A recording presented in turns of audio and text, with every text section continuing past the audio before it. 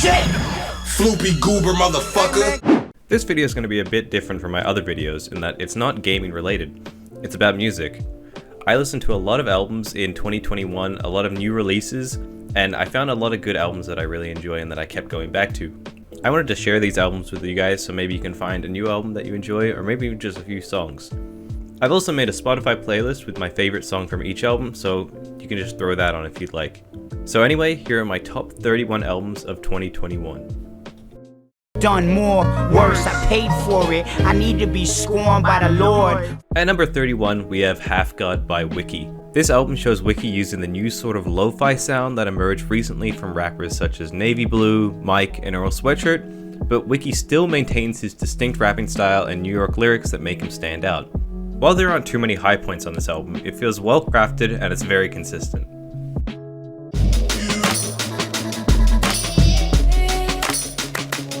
At number 30, we have Sound Ancestors by Madlib. With Madlib being my favorite producer, I was pretty excited for this as I've enjoyed a number of his purely instrumental albums. This album was produced by Madlib, but it was arranged, mastered, and edited by Fortet, who I hadn't listened to before this record.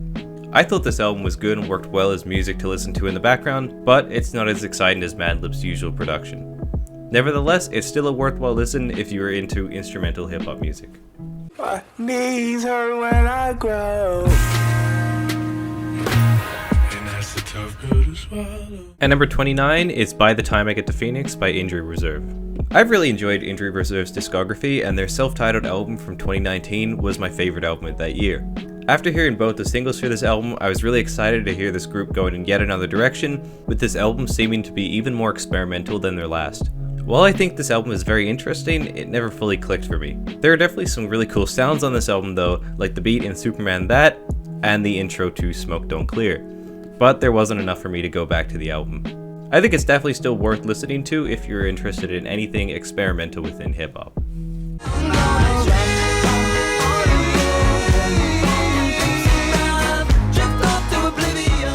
At number 28, we have OK Human by Weezer. Weezer dropped two albums of 2021, OK Human and Van Weezer. And while I think Van Weezer was an absolute stinker of an album, this album was a hit for me. OK Human shows Weezer trying out an orchestral rock approach, and I honestly enjoyed it. I thought it was really fun. The lyrics aren't great, but that's not really why I enjoy Weezer. They're just really good at making really catchy songs that are fun to sing along to, and I'd say they succeeded on doing that on this album. What it is that nigga teeth, skin look colored in, riding in, double R, that's that color in. At number 27 is Call Me If You Get Lost by Tyler the Creator. Call Me If You Get Lost is another strong album from Tyler the Creator after his shift in style from Flower Boy onwards. There were definitely a lot of songs I enjoyed off this album, and I can recognize it as a good album, but it also sounds sort of like Flower Boy B-sides to me on songs like What's Your Name, Run It Up, and especially on Sweet. I see this album as being better than Igor, but not as good as Flower Boy, and it's definitely worth giving a listen if you enjoy any of his recent music, or if you just like hip-hop in general, since I seem to be in the minority of not thinking it's rap album of the year.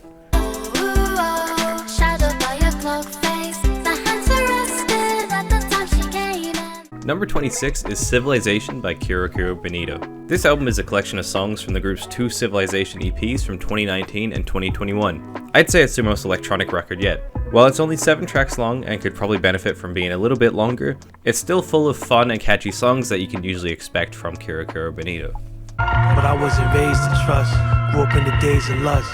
They did bumps, pumping angel dust. At number 25 is A Martyr's Reward by Ka. This album just further solidifies Ka as one of the greatest poetic writers in the rap scene currently. The album has this dark, gritty theme to it and is just so dense with clever wordplay and imagery. This is another strong addition to Ka's discography, and a definite listen if you're into strong lyrics. Fuck up, broken backbone, you're wasted on this side. At number 24 is Seek Shelter by Iceage. There's really not too much I can say about this album other than it's just an enjoyable rock album with a consistent sound throughout the album, so if you enjoy one of the songs, you're most likely to enjoy them all. I need a place to put all my electronics, ain't nice. I ain't nice. At number 23 is Welfare Jazz by Viagra Boys. Viagra Boys are a very exciting band within the punk scene. Their use of keyboard and saxophone lead to a distinct sound, and the lead singer's slurred, drunken delivery really brings these songs to the next level. This album surprised me in its sound, as I was expecting a very in-your-face record based off the single Ain't Nice, and although there are songs that match this expectation, there are slower songs like Into the Sun and I Feel Alive that give this band a lot of depth.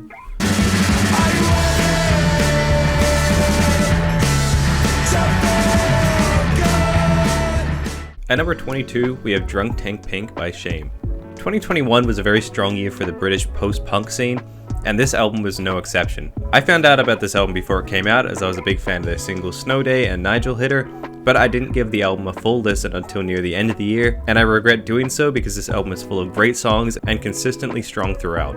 I don't think they're doing anything brand new, but what they do well.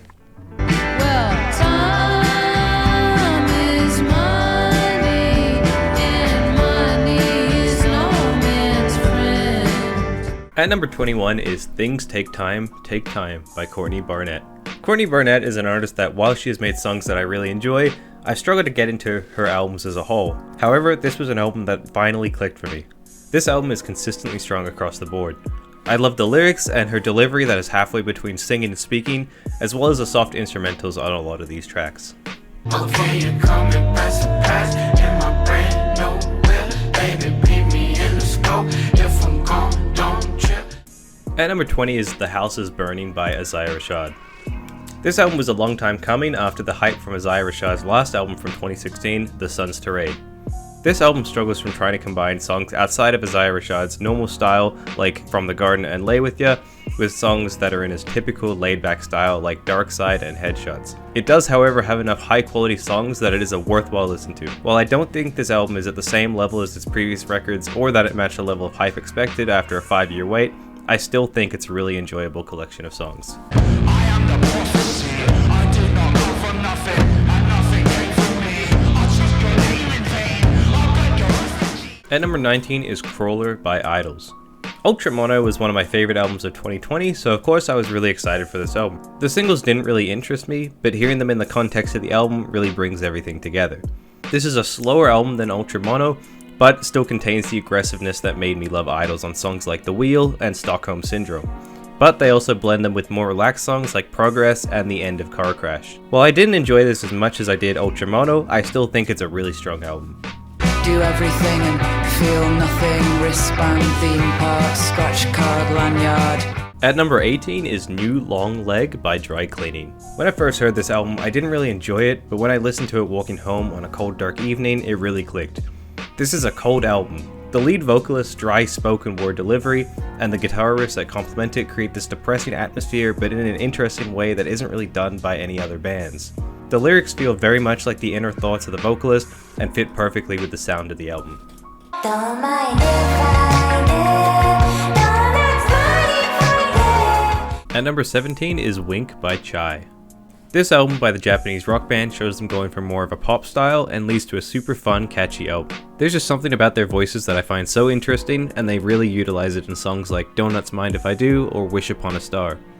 I really enjoy this album, but I can definitely see it being a hit or miss with some people. Be sweet to me, baby.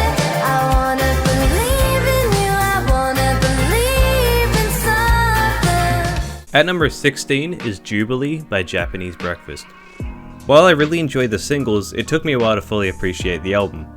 The lead singer has this uplifting voice that leads to really fun songs like Be Sweet and Savage Good Boy, but she also performs well in slower songs like Posing in Bondage and Sit.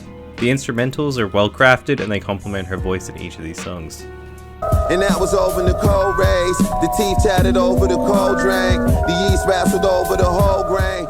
At number 15 is Pray for Haiti by Mach. This is a very strong album with that Griselda type feel, but Mach still gives it his distinct style. The beats are super interesting, they're sample based, but some of them are unlike anything I've ever heard, such as on the 26th Letter or Folie à Dos. And I don't think they'd work well with anyone other than Mach or Westside Gunn, who accompanies him throughout the album. Separation of the sheep and the boys. The book of Revelations on the seed and the wars. I book the reservations on the beach and the board. Blessings. At number 14 is Balin's Cho Hot Candles by Mach.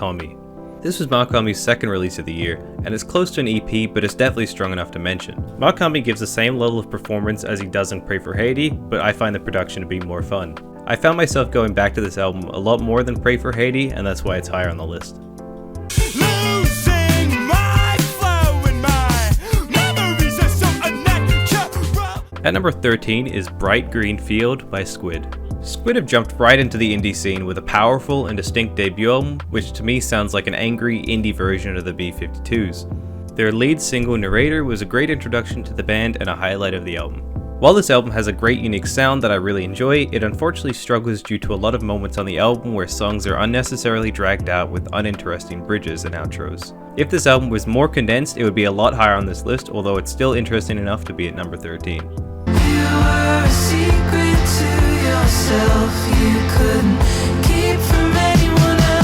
At number 12 is Home Video by Lucy Dacus. Lucy Dacus has a really nice voice and is a strong lyricist, and this album really demonstrates it. She performs well over louder instrumentals like in Hot and Heavy and First Time, but also shines a lot in quieter songs like Thumbs. Gather to a corner of the woods, echo chambers inside a neighborhood. At number 11 is Sling by Clairo. I hadn't really cared for Clairo before this record, but she has a really pretty voice and it pairs well with the soft piano instrumentals. This is just a really nice album with a bright, warm winter day kind of feel. I'm gonna swim for a weekend, warm American water with difference. At number 10 is Shore by Fleet Foxes. This album isn't much of a departure from Fleet Foxes' typical sound, but when they've perfected that sound, they don't really need to move on from it. This record has the same beautiful sounds and lyrics and powerful moments you can typically expect from a Fleet Foxes album. This record is another addition to their strong discography. We go through phases when we're older hearts. Right now we both wanna be rock stars. At number 9 is I Know I'm Funny Haha by Faye Webster. This album's soothing guitar riffs combined with Faye Webster's soft voice, which sounds like she could sort of break into tears at any moment, as well as the lyrics just about everyday life, make this a very comforting album to listen to. This is the perfect album to just throw in the background or lie down and listen to.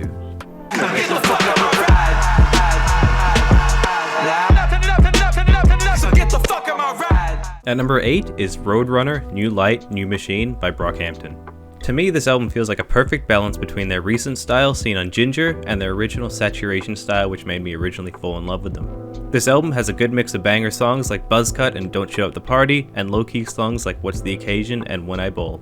This album also has a number of strong features like Danny Brown on Buzzcut and JPEG Mafia on Chain On. I think this is Brockhampton's best album in a while. Done politicking with the competition, what's the word? Put that on my mama, nigga. And number 7 is The Melodic Blue by Baby Keem. Baby Keem was someone who I was already familiar with as I listened to his 2019 album Die For My Bitch, and I love songs like Orange Soda. With The Melodic Blue, he switched to an even more unique sound with some initially weird moments that I've come to really enjoy, like his whiny voice on Coco and his barbarian voice on Boo Man. Of course, I have to mention Kendrick's features on this album that complement Keem's style, in which, on his first features since early 2020, he decided to pull off his brother verse on Family Ties and Top of the Morning verse on Range Brothers. I look forward to following Baby Keem's career from here and seeing where he goes next. Crowds of every age, creed, and gender are abound. Senior kids sing skits detailing each attendee's sins. And number 6 is Cavalcade by Black Midi. This album really took me a couple listens to fully enjoy because of the abrasiveness and experimental nature of the songs, especially John L. But once it clicked, I absolutely fell in love. This band is nothing like I had ever heard before, and I appreciate them continuing to experiment past the sound from their 2019 album, Schlagenheim. I can definitely understand why someone would not enjoy this type of music, but I love it. If you're into anything experimental, definitely check them out.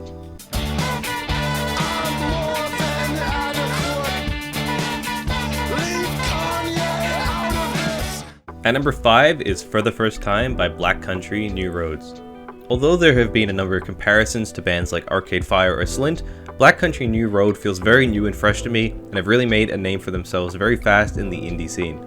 Their songs are defined by the lead singer's distinct deep vocals, the bass guitar, and of course the saxophone and violin. Songs like Opus really show this band at their best when everything comes together. I'm really excited for their 2022 album as their new singles have been really promising. Piss and pain from 95, judge gave him so many years, a nigga rather die right now. Stash cracking my Versace drawers. At number 4 is Hitler Wears Hermes 8, Sincerely Adolf by Westside Gunn. This is side A to Westside Gunn's supposed retirement album, although I doubt he's actually retiring. This record is filled with smooth sample beats by Conductor Williams and Denny LaFleur that you can typically expect from a Westside Gunn album. Westside Gunn does his usual thing with his in-your-face, braggadocious lyrics, and is joined by Stove God Cooks throughout the album, who really adds to tracks like Right Now. This album is super consistent and one of Gunn's best albums.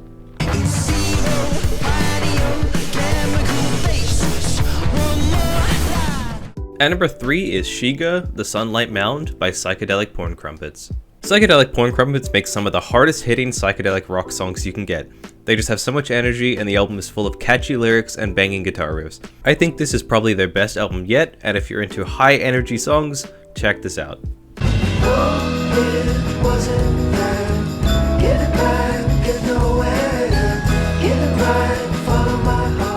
At number 2 is A Beginner's Mind by Sufjan Stevens and Angelo D. Augustine. This album came out of nowhere for me as it didn't have the lead up that his 2020 album The Ascension had, but this album is absolutely beautiful. Sufjan has such an amazingly comforting voice and the gentle backing tracks complement it beautifully. This album is just chock full of the type of songs that give you goosebumps listening to them. I typically enjoy Sufjan's more energetic songs such as those from his album Illinois, but this album is really special. I'm getting a Gucci logo stick and poke, it's cheaper than therapy. Don't wanna hug, don't wanna talk to a dude, man. And finally, at number 1 is Emphatically No by Cheekface. Cheekface is actually a band I found through Spotify's Discover Weekly playlist when their song Best Life came on and I was instantly hooked. Their songs are insanely fun and upbeat. The instrumentals are nothing groundbreaking, but the real selling point is the catchy, fun lyrics about everyday life and the laid-back delivery that makes it sound like the vocalist is reading out tweets directly off his feed. Every time I listen to this album, I have a new song stuck in my head. Cheekface quickly became one of my favorite bands as there just isn't anything like them. I can understand why some people would not enjoy this type of music, but it really hit a sweet spot for me personally. So what do you think of the list? Were there any albums that you think are missing, or any albums that you discovered? Let me know in the comments below. And don't forget to check out the Spotify playlist with my favorite song from each album. Take care.